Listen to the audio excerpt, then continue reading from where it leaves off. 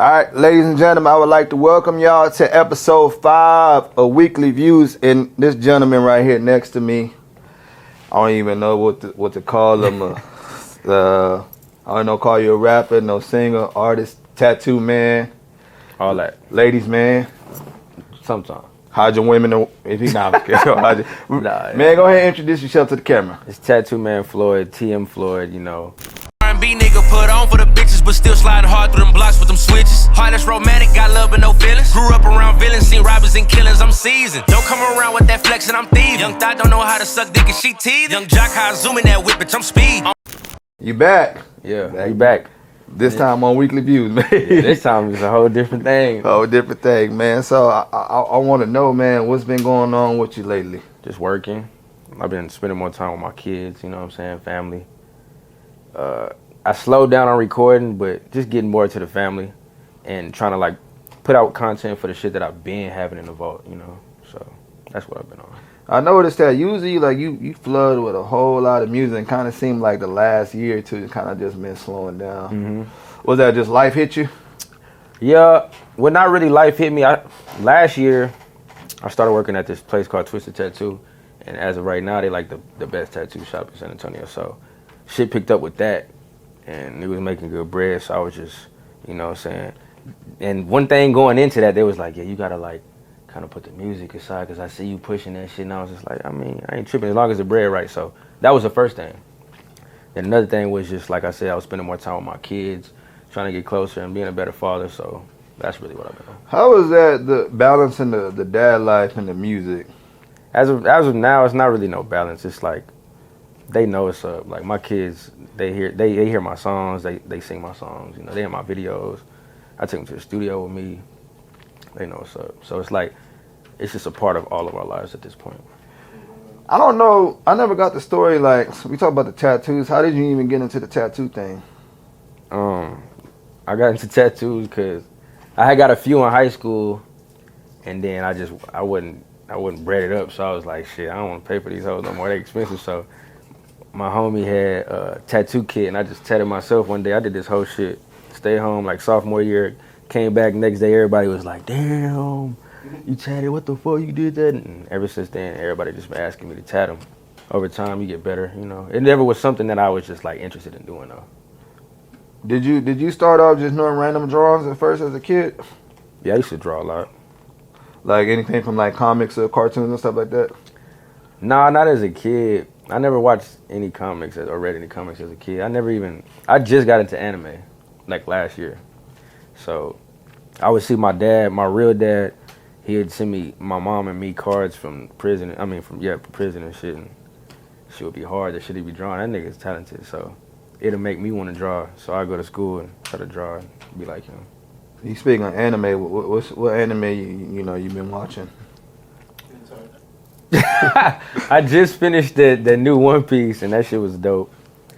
What got me started on it was Naruto, though. Naruto. My brother would be in my brother Fuego was living with me for a little bit, and he would be watching anime and shit. And when I come home from work or whatever, sit on the couch and just watch it, because he watching it. And nigga be like, we finna watch all the fight scenes. I'm finna put you on all the live shit. So I done seen all kind of animes, but Naruto caught my attention. I was like, yeah, I'm on that. So who went in to fight Goku or Naruto? I always hear the speculation between people. I ain't seen enough of Dragon Ball, but ain't nobody fucking with Naruto, bro. I don't know. That shit goes deep. I gotta ask, you feel like at this point you're elevating more as an artist?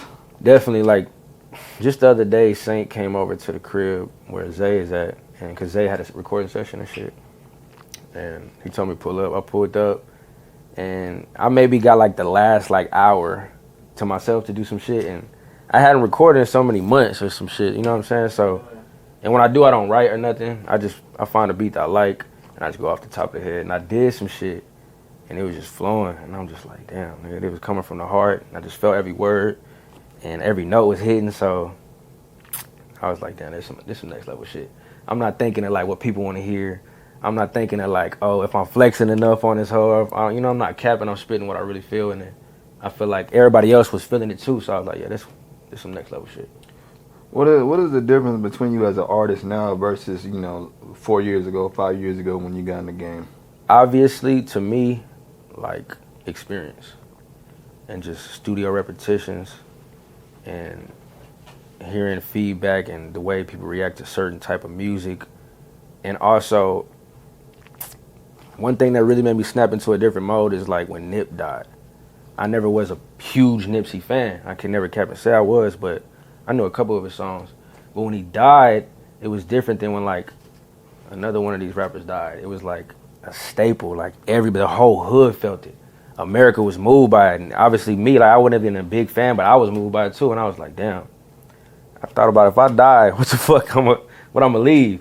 I was making like smoke weed every day, turn up, you know what I'm saying, shake that ass type music, and it wasn't touching nobody, wasn't getting nowhere. So ever since then, I was like, no, I'm gonna just spit my real life, shit people could relate. I'm not gonna do no capping, you know what I'm saying? It is what it is. If they like it, they like it. If not, then oh well. Do you feel like you as an artist, the San Antonio is holding you back to go on and do bigger things? Not really. I don't feel like San Antonio. I can't blame it on San Antonio, but more just like lack of support and help as like a team when it comes to people that have these emotion and just connections. Cause I'm not the richest nigga ever, you know what I'm saying? I got a family to provide for, and I don't just go, when I make money, I don't splurge on myself. I'm just not that type of nigga. I go take my kids on a trip or do something, you know what I'm saying, with the gang. So when it comes to music, my budget be short. So if I had like an investor, a team, or a publicist, or some shit, some people just to help get me to the place, you know what I'm saying, where I feel like I could be, that is the reason I'm being held back, not San Antonio, I don't think. So when you speak of the team, I know you did some work with, you know, was it Artist Legit or MVP by? Yeah, Artist Legit. Do you feel like you benefited at all from that situation? Definitely. Hell yeah. Artist Legit, shout out Ida. You know what I'm saying? Artist Legit really, really showed me what having a management or some type of team behind you could do. You know what I'm saying? We put out an album that year. We did so much like press and promotion. I had a sponsorship from this clothing brand, Kush Files. We did an album release that went crazy. It was dope. We definitely had motion, and we got the name TM FLOYD back out there again. And what happened with that situation? Is it still going on, or is it on pause? Yeah. Me and Ida tight. She doing bigger things for herself in her own career, and she was nice enough to take me on the team from the jump, because I wasn't breaking her no bread or nothing. She was just believing in me and was like, nigga, you know, you make it. We all make it. And I was like, yeah, of course, you know what I'm saying? So life get real, people got to do their own thing. So it's really just me right now. And why haven't you even took the opportunity to even go hit the road and see what else is out there? It be so much going on. Like you say, I do tattoos. I do murals for businesses. I be with my kids a lot, you know. I think about living in different states or moving just away for a while, but I can't be without my kids for too long, you know. Think you'll get homesick real fast? Hell yeah. I lived in Denver for a couple years, and it was dope. But nah, I need to be with my babies. But if that opportunity comes, are you taking it? Oh yeah, for sure. For sure. I feel like they'll understand. That's where that support come in though. The family gotta support. Nowadays, people be jealous of people chasing their dreams, which is crazy. And that's just how it is. Now, Floyd, I gotta get on you, man. It's one of my pet peeves of you. Y'all seen this on camera, so y'all seen this. You want artists here that pisses me off, right?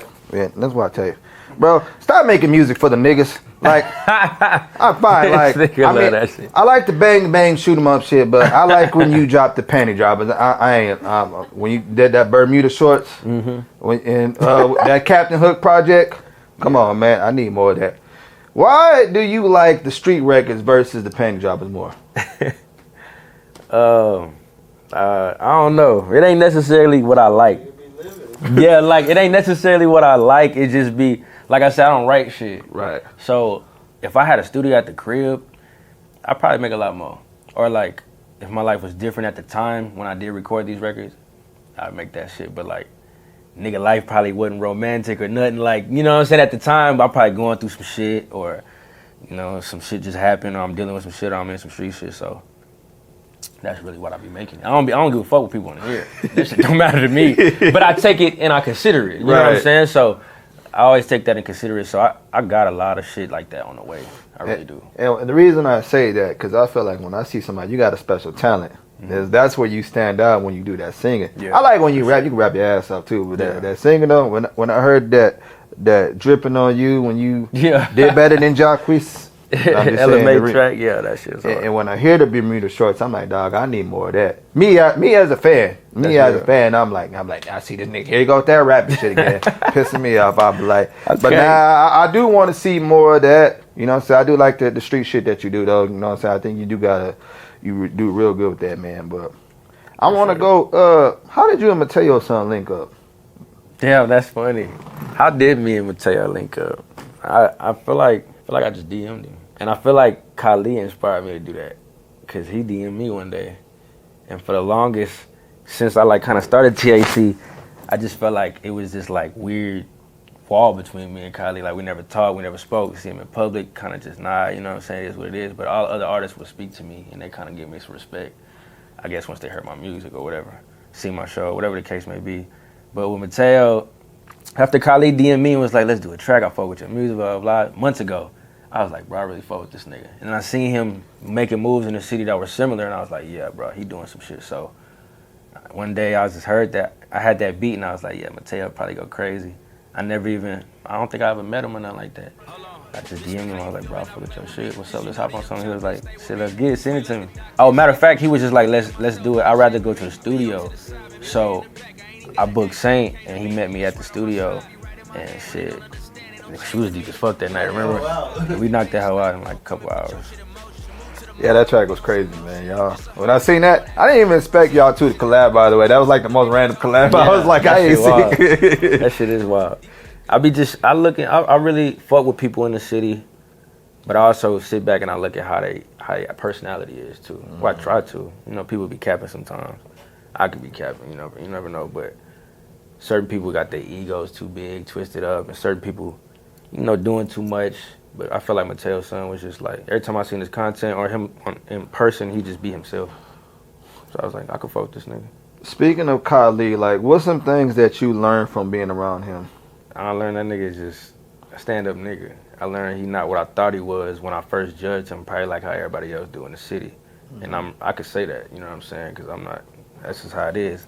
When I first probably heard him, I was like, oh, that's another one of them San Antonio rapping ass niggas, blah, blah, blah. But as I started listening to his music, I started seeing the features he had, the respect he got, and the actual love he showed for the city. I was like, yeah, this nigga, I need to try to be more like this nigga. Fuck what I'm talking about, because I ain't did shit, but just put out some music that people might like.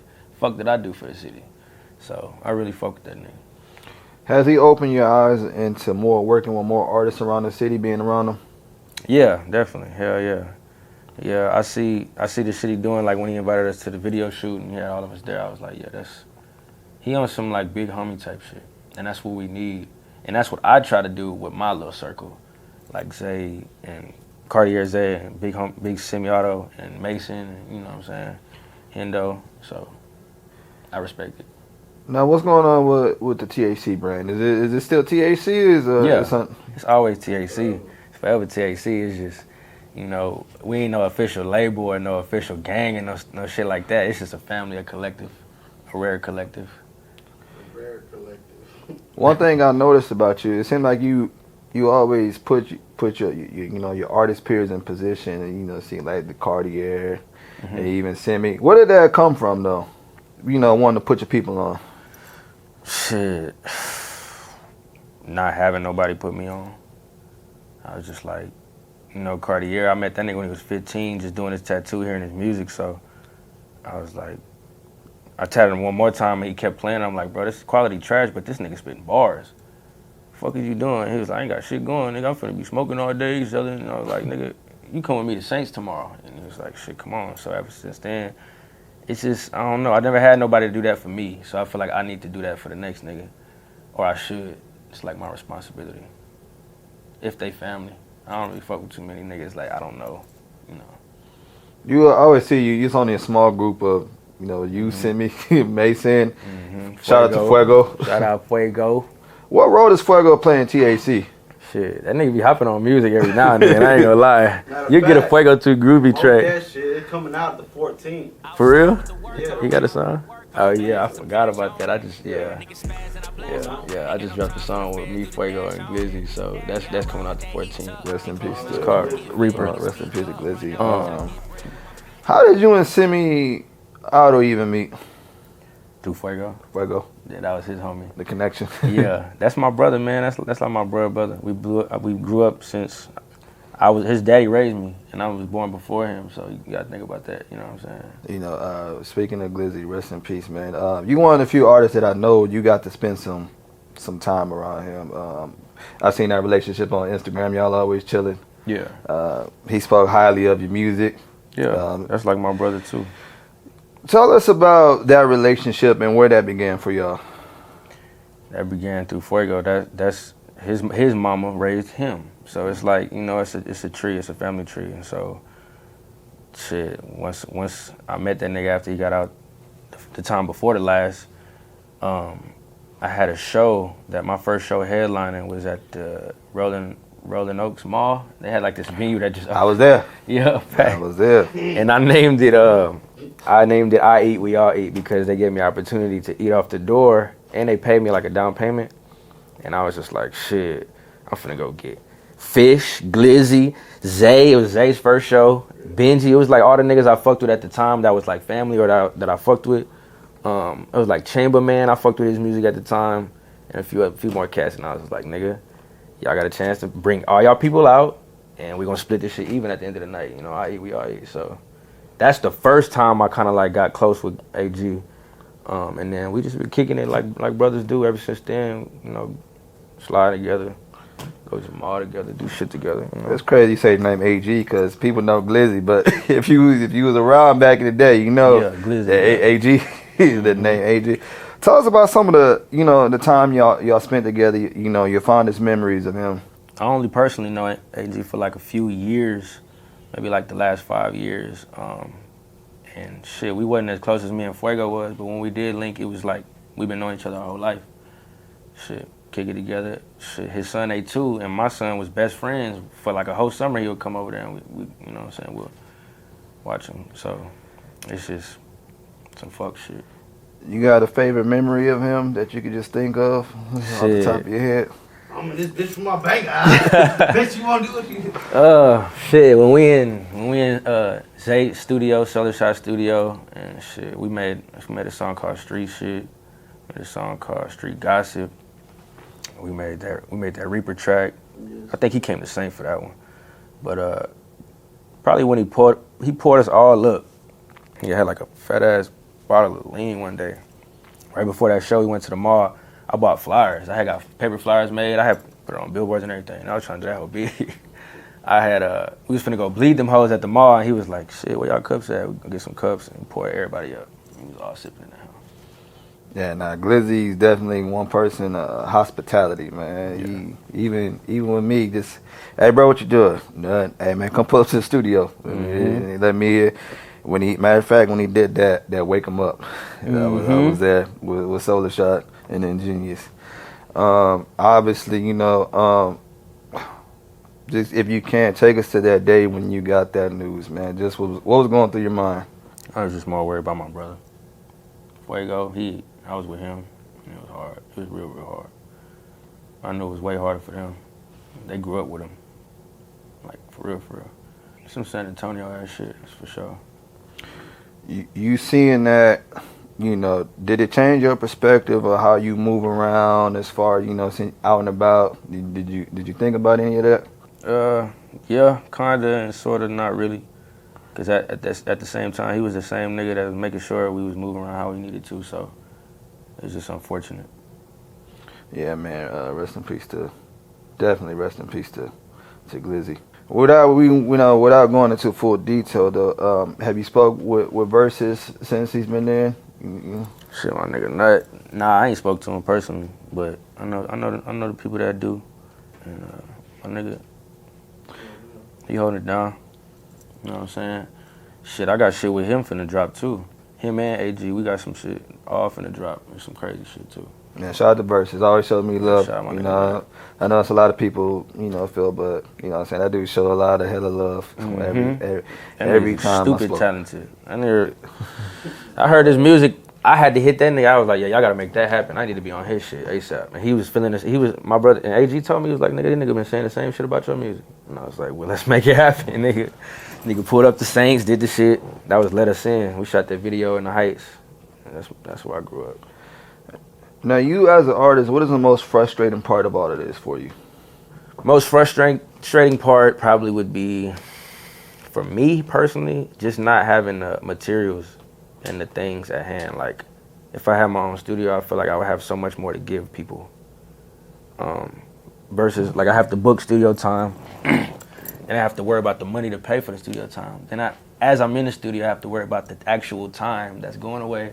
So I'm not even in the right vibe sometimes, and I kind of lose my mindset, and I'm like, damn, you know what I'm saying? I got to get back into it or force some lyrics. Versus if I'm at the crib and I'm just feeling that shit, and I'm like, oh, I need to go lay this shit down. You know what I'm saying? Like Shooter, that nigga got his own studio, so I know that's why he got so many hard tracks. But yeah, that's probably my biggest thing. I feel like that is keeping me from elevating or evolving as much as faster as I could. You know what I'm saying? Is there anything that you thought about getting your own studio eventually? Yeah, definitely. Definitely is in the works right now, actually, as we speak. I also want to ask you, do you ever get frustrated? Now, and I want to ask you this because you're a talented guy.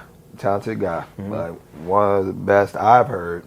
Not the most popular. Do you ever get frustrated when you see that some of the guys who are popular, they can't fuck with you at all?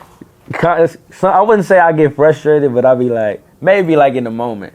You know what I'm saying? I really just laugh at a lot of it. And I'll just be like, damn, that's the world we live in now, though. It's more about entertainment than it is about actual talent.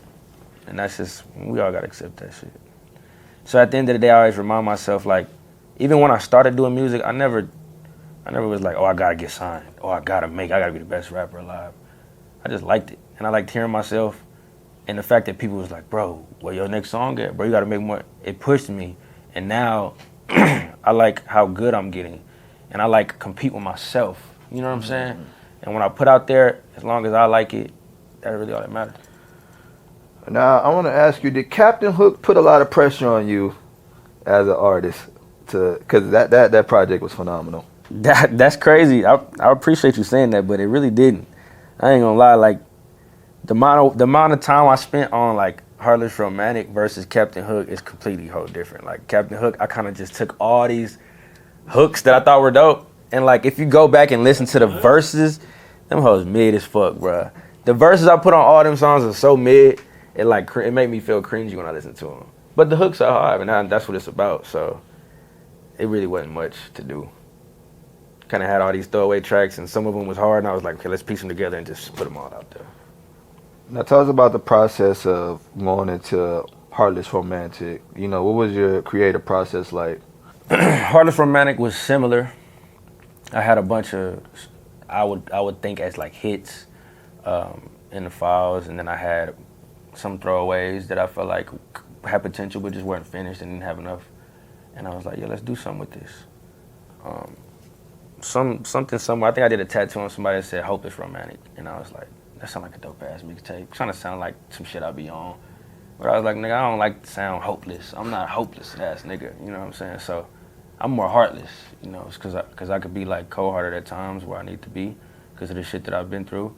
But I'm also a romantic because you gotta be romantic for the ladies that like you. So I kind of took that and just finished the tracks I needed to finish, put a lot more work into it than just what I originally planned. Kind of put like some skits in there and like made it like feel like an album more. I want to know, like, what's coming up next for you, man? What can the world expect from? Well, definitely got a lot of content stacking up. We got these videos that we've been shooting that I got a lot of great content videos ready to drop. It's a new album that I've been working on. It's called Melodies and Murder Scenes, and it's gonna be like a part A, part B. Part A, part B type thing. And, you know, I'm trying to even it out with, like, the lady shit and then the street shit, so. What is the female fan base like for Floyd, though, man? Like, I just want to know, because I know when I see your R&B stuff, man, I know they go, like. They go. Yeah, that's crazy. They go publicly, like, especially in shows, like, when they see my performance. But Every time. In the streams, it's kind of even. Yeah. I feel like when I look at my stream categories and my stats, it'd be like the males be like my more. And I get a lot of shit from like Germany and Canada and just random places you would never think. And I was like, oh, that's hard.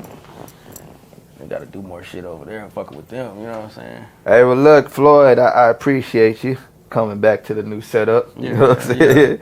Round 2, man. I want to give you your flowers, but before we get out of here, I think it's very important.